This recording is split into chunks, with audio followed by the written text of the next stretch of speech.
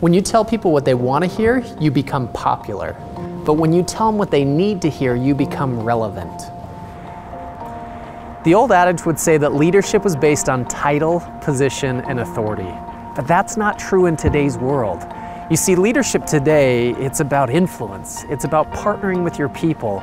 It's about building relationships, adding value, creating trust, and ultimately building other leaders. What I teach leaders is the philosophies, the skills, and the approach to be relevant in today's world.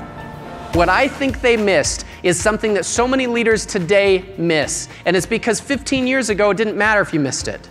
But our world has changed. What they missed is this key principle that people support what they help create. People support what they help create. Now, why is it different today?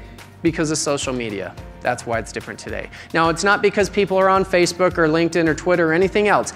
It's because it's psychologically changed our world. You see, 15 years ago, before social media, if you didn't hold a position of leadership, you didn't have that much of a voice. And you knew that, and you were okay with that.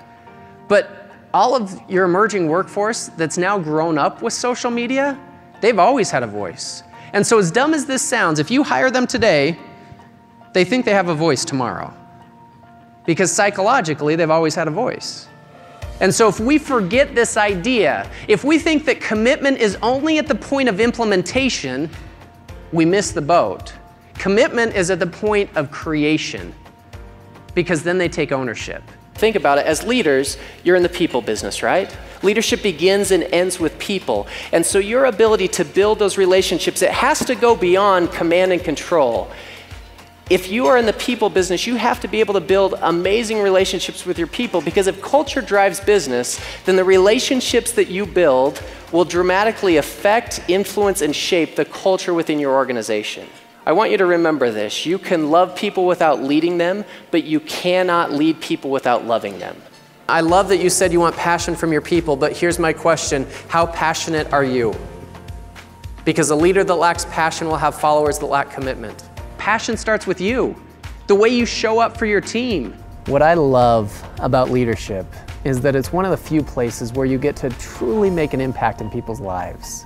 What Ty brings to stage is real-world experience on what it takes to lead in today's world. When Ty was 21, he started a company with his brother that he built to a $20 million a year business. He went on to sell that company, which got him featured in the top 40 under 40. Ty went on to found the Leadership Inc. Institute. The Institute partners with companies from startups to Fortune 500s to help take their leadership development to a whole new level.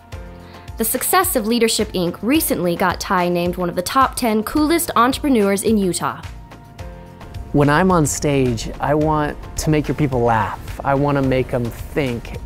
But specifically, I want to give them skills that are going to make them more effective as leaders.